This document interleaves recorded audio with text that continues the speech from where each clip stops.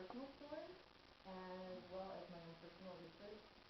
So it's kind of more collective. So this is the legal system from the victim's perspective. So if closing your eyes helps you, imagine you're a young girl. Maybe you're with your boyfriend or some kind of significant other, and you end up start getting harassed by him. And you try to get away, but somehow you can't. Something just happens, something snaps, and you end up being raped, beaten, sexual assault. Any of these things can happen. So what do? Tell a friend? Call the police? Maybe tell a guardian or parent? Or you just curl up in a ball and cry? Most people see all of these different shows and think, oh, well, bad guy's going to get his comeuppance within an hour, maybe a week, top, max. It doesn't work like that. My personal story, been going for 5 years, and we still have not gone to trial. So, what happens when people go ahead and tell a parent, guardian, or friend? Often people will tell them, just get over it. It's in the past. Don't worry about it, it's okay. It would never happen to me. Really? Because I always thought I was a pretty smart person, and something like this could never happen to me. And I didn't realize that I was in that kind of relationship at the time. Some religions say you should transcend over your anger and just forgive them. But research has said that just letting go of justified resentment leads to enhanced physiological and psychological health, called toxic rage. If you do go ahead and tell friends, only 1 in 10 people will actually believe them. Usually that person will say, well, what did you do wrong? How did you provoke it? What were you wearing? Were you really intoxicated at the time? And somehow put the blame back on the victim. So it's not a surprise that people don't talk about it.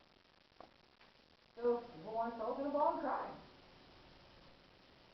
They believe it's their fault because of this rape culture we live in right now. They fear the repercussions. Going public leads to secondary victimization because now you have to tell everyone about what happened, and now they're just staring at you as though you're some foreign object they've never seen before. And they completely push you away and don't want to have anything to do with you. Race reported, this is what I've found, anywhere between 8 and 33%. That's very, very few. Less than 5% of rapists in true cases are resolved in conviction, which is extremely rare, obviously. Actually, also a prison sentence. With domestic violence, definitely a misdemeanor. You can beat a woman almost to the point of death, and that's only a misdemeanor. You steal someone's identity, that's a felony. How can we justify this in our country? I think it's just crazy. So let's call the police. They're going to think about, is this someone that we know?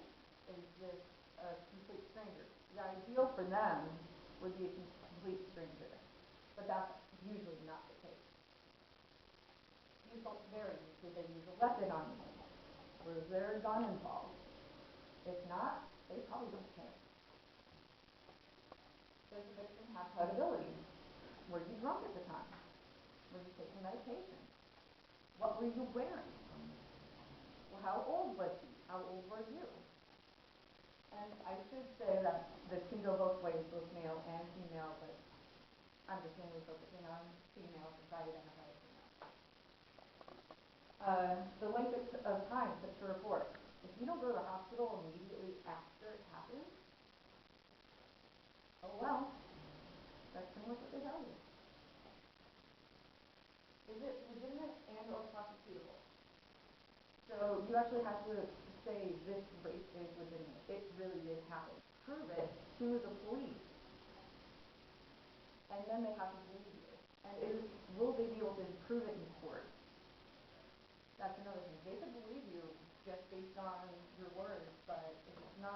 they can't convince the jury, they're not going to take the case. Especially if the offender is an admired and respected member of the community. They look at race. Was the guy black or white? Was the guy older? Was he younger? Is he a religious man? Does he do volunteer work?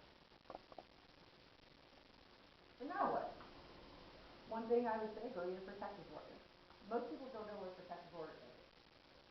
A protective order is like a restraining order, because they've gotten away from restraining orders. People were saying, this person's annoying me, I want a restraining order against them. So they've kind of bumped it up and put it into a protective order. So you have to prove to the court, again, that you need this protective order for this reason, and you have to tell your entire story again. So, the accused, or guilty party offender, has rights guaranteed by the Constitution. The victim doesn't. Offer them the few rights the victim has, they're pretty much isolated completely by others. And obviously so. The victim has no choice if there are charges filed or not. You can't say, I want to charge this. I want him to be charged with this offense. That's their choice, not yours. So once this happens, it's completely out of your hands. And it's kind of, well, sorry my French, but it sucks. Now you have your protective order filed. All the responsibility relies on you, the victim.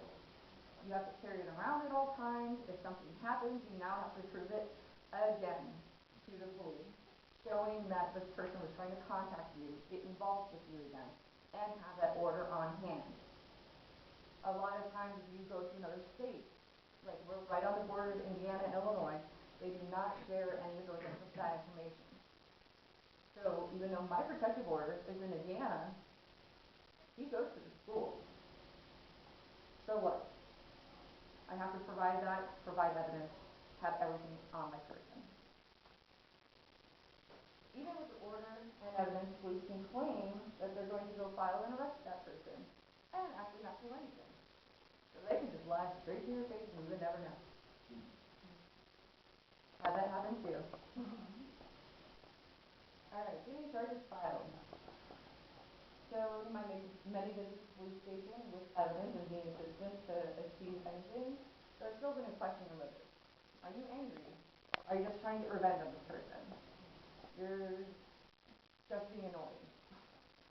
But sometimes that persistence does matter.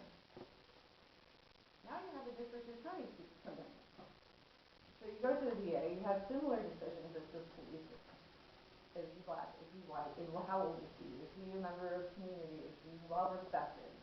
All these other things. Are there any witnesses willing to come forward? Well, if you have someone that did see it, they don't let the police.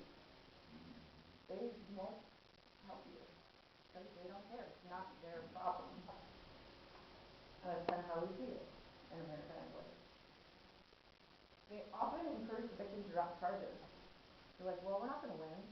Do you really want to go on trial? Do you really want to be victimized again? You want to have everyone know your business? And so they just kind of keep telling you to drop it, to leave it. Forget about it. They usually won't bother with the case unless it's severe. They'd rather be trying murder, which understandable. But this is something that's really important to you, and I feel like it should be more important as a community. My opinion. The victim is only used as a witness. I have often found that other people that have had similar instances have been treated with indifference and disrespect. Because once they have your side of the story, they don't care. You are just something else, and all the focus is now on you, not there. Okay, victim or survivor. The way I differentiate it is you're either the victim and you just kind of go away after they keep telling you and you kind of got discouraged and go into a little hole and cry.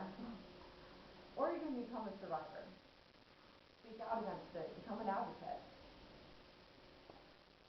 So, doesn't include victim and decision making, not always. I've had a few people that have let me voice my opinion on the case, which I'm very, very thankful for. Just having someone say that they've heard and understood what I said was huge. Other than that, usually not consulted, they don't care. The case is the state versus the offender. So you're not actually getting any kind of legitimate justice out of it because the whole case is against the community, not against you. There are very, very few resources out there. When everything did happen, and I tried to, when I finally did come out of my hole, because I did go into my hole and cry, I tried to just find any information I could, because I was getting letters and other things from the justice system, and I'm like, I have no idea what this is. I got one letter that said omnibus conference, and I was like, what the heck is that? Does anyone know what an omnibus is? I don't. I had to Google that, and once I found that definition, I had a whole bunch of other words that were in the definition I didn't understand. So I had to Google those and constantly keep going and going and going. So it was just a big pain.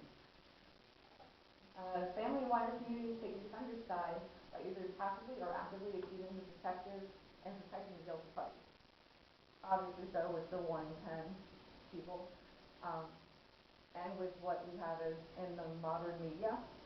Oh, well, he's not in jail, so obviously he didn't do anything wrong, right?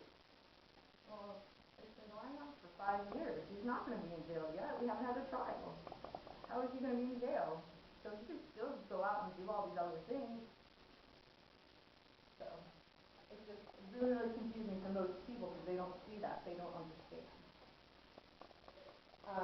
Sometimes the guilty party will apologize to the community or manipulate a ploy to get sympathy.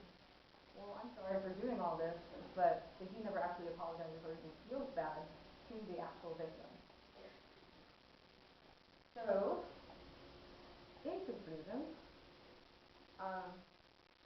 there's one other thing I wanted to mention. I actually came up with a little game board, and it's called Chutes and Ladders of the Justice System. And it's the game board of chutes and ladders. The chutes are far outnumber the ladders. So, like, if you're the society's ideal of pretty, you might go a little further and go up one of the little ladders. Well, now he's a wealthy senator. Now you're going to go all the way back down to the beginning. So this is more of something that helps kids and other people that have been victimized. Helps them with therapy to try to understand how things work. So, in conclusion, the one thing that I would really just want anyone to take away from this, if someone comes to you and tells you something about this, just believe them. And, I don't know, give them a hug.